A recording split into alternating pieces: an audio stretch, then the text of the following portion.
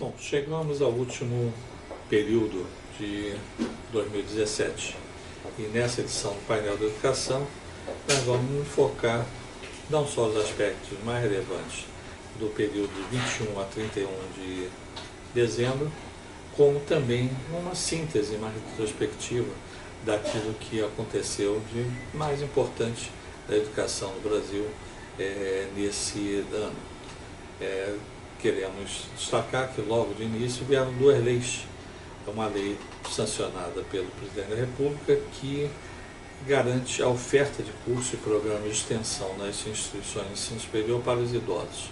Então, ou seja, nós temos aí uma modificação do Estatuto do Idoso, permitindo e exigindo que as instituições de ensino superior criem programa de extensão para os idosos.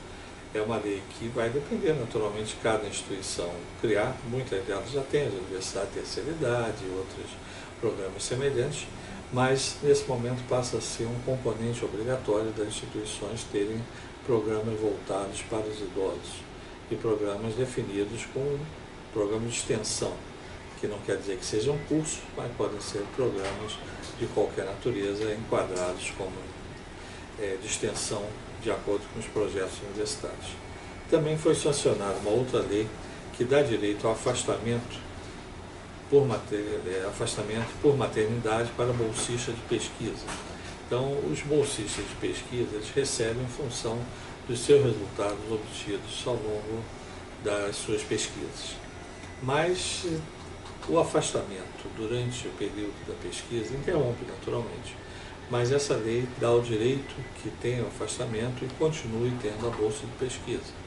Então é um fato colaborativo, especialmente para as mulheres, que têm a possibilidade de cuidar dos seus filhos e prosseguirem, assim que eles estiverem um pouquinho maior, as pesquisas realizadas e financiadas pelos recursos públicos.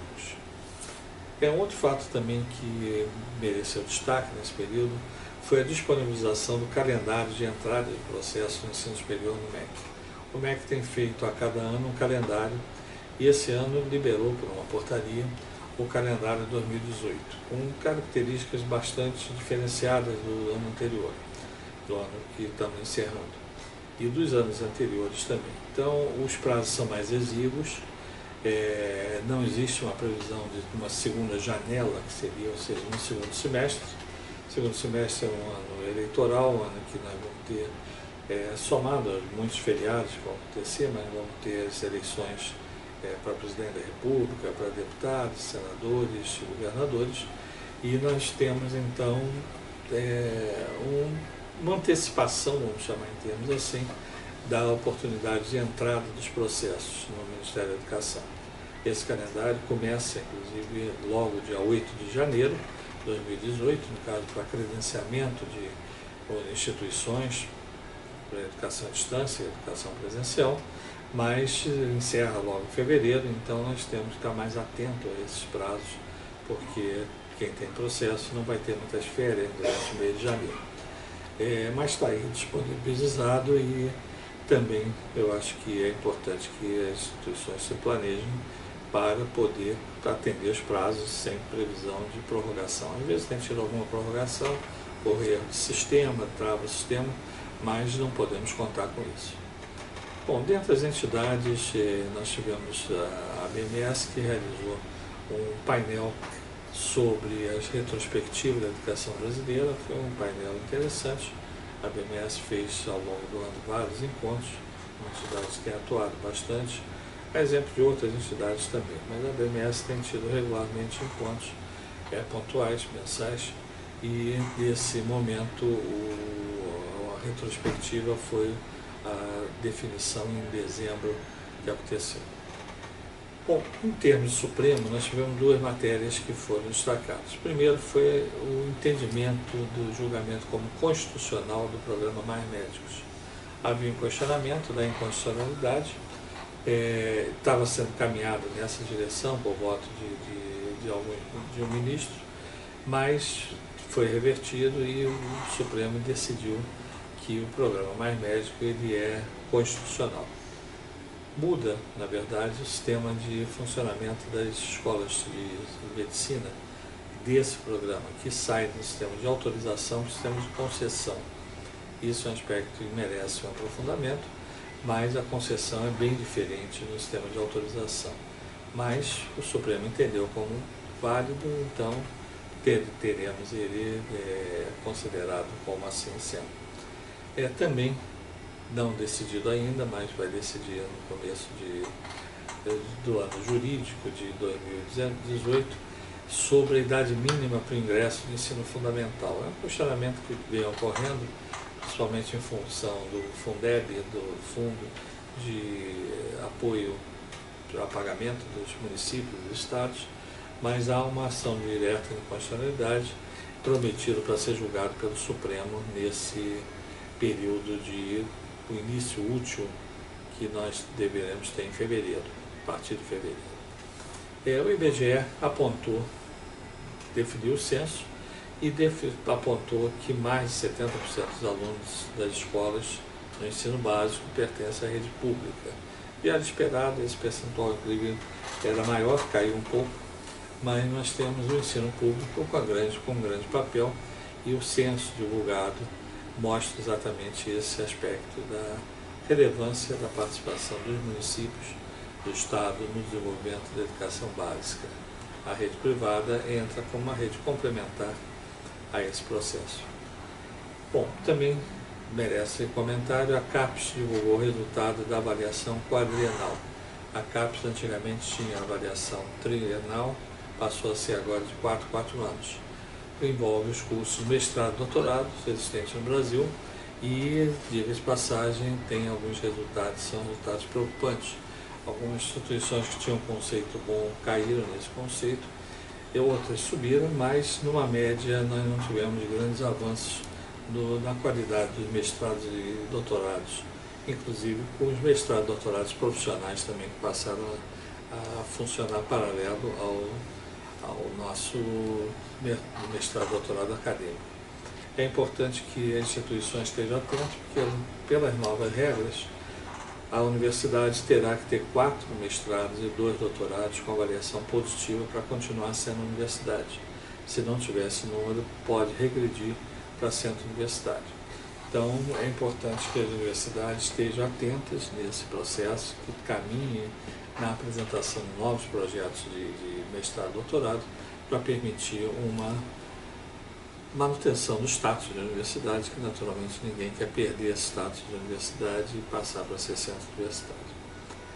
No cenário internacional, nós tivemos a Unesco lançando um índice sobre a vulnerabilidade dos jovens à violência no Brasil. E é um quadro triste, ou seja, o jovem está muito vulnerável à violência no Brasil. A Unesco fez esse estudo, divulgou, os números são meio assustadores, mas é importante que as escolas tenham um acompanhamento desse trabalho da Unesco sobre a violência na educação e principalmente tentem evitar os aspectos de bullying e outras coisas que normalmente são enquadrados como causas principais de uma violência que decorre de um início de um processo. Também, no cenário internacional, foi definido consórcio estimulando a pesquisa e inovação entre negócios do Brasil e da Europa. Então, teremos consórcios envolvendo países da Europa com países com o Brasil para estimular pesquisa e inovação. A inovação é uma palavra-chave e vai trazer um grande resultado dentro dessa nossa perspectiva de ano 2018 e anos seguintes. Essas foram as principais notícias do mês, mas nós vamos fazer uma parte final ainda, que é um trabalho feito pelo Instituto de Pesquisa da Administração da Educação com as retrospectivas da educação brasileira em 2017. Na realidade, podemos destacar que o ano foi marcado por um período de expectativas, incertezas e turbulências, com forte mudança no ensino médio e superior e lançamentos de bases para a modificação dos conteúdos curriculares da educação infantil e fundamental. Foi um ano que começamos com muita incerteza, turbulências, expectativas, mas acabou saindo até melhor do que se esperava. Permitiu também a execução de políticas públicas para a educação com maior diálogo e aproximação do Ministério da Educação com dirigentes de instituições de ensino. Isso foi um fato positivo, porque nós tivemos uma maior aproximação. O MEC, a Secretaria de Educação, foi aos estados, participou de congresso e houve um diálogo melhor que todos voltados para uma solução mais construtiva. Não foram notadas mudanças significativas no quadro pessoal do MEC, o que é um sinal positivo. O MEC tinha uma frequência de mudança forte, mas esse ano foi um ano que os principais secretários, assessores foram mantidos. O Conselho Nacional de Educação debateu com um número significativo de matérias, debateu várias matérias, vários grupos de estudos desenvolveram e foram aprovados mais de 600 pareceres, com forte predominância para o ensino superior, Câmara de Educação Superior. Alguns básicos importantes, como a Base Nacional Comum Curricular, que foi a mais relevante matéria discutida do ano. No âmbito do Congresso Nacional, as comissões de educação da Câmara e Senado realizaram inúmeras audiências públicas e aprovaram um número não muito significativo de projetos de lei, mas foram muitas audiências públicas. O plenário do Congresso Nacional aprovou a conversão de medidas provisórias da área de educação e deliberou acerca de projetos de leis que estavam em fase terminal. No Judiciário, destaque para o Supremo Tribunal Federal, que deliberou sobre matérias constitucionais no campo da educação. Algumas matérias que vinham se arrastando foram deliberadas. E o ano marcou ainda a relevância de diversas entidades representativas do segmento educacional, que além das reuniões específicas, promoveram estudos, congressos, seminários e encontros nacionais e internacionais. Não vamos destacar o nome da entidade, mas algumas entidades tiveram uma diferenciação forte na realização desses eventos.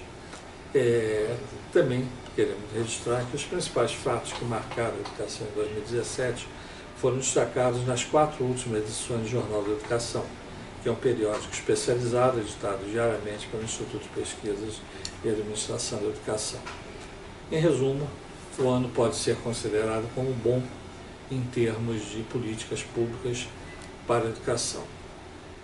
Melhores oportunidades tiveram, isso é relevante destacar, as instituições e empresas do setor educacional que adotaram gestões profissionais competentes e que souberam conviver com uma última crise que apresentou sinais de melhoria em nosso país. Então nós iniciamos o ano com um anúncio de crise muito forte, melhorou esse quadro, as perspectivas são positivas, mas os resultados mais positivos estão acontecendo, foram notados pelas instituições que foram geridas profissionalmente, tanto de educação básica quanto de educação superior. Mas nós temos esperança que o próximo ano seja um ano que nós vamos colher os frutos dessas sementes plantadas e possamos estar juntos aqui em novas edições do nosso painel de educação, que integra um sistema integrado de orientações jurídicas educacionais realizadas pelo Instituto de Pesquisa e Administração da Educação. Agradecimento a todos participantes do time do Instituto de Pesquisa e Administração da Educação pelo brilhante trabalho realizado e a todas as instituições que participam, colaboram, os conveniados com institutos, as associações, entidades sindicais e especialmente os educadores, os dirigentes das instituições que confiam o trabalho no Instituto, que agora em 2018, em fevereiro de 2018, completa 45 anos de existência. Então, esperamos estar juntos nesse nosso 45º aniversário de existência do IPAE. Até 2018.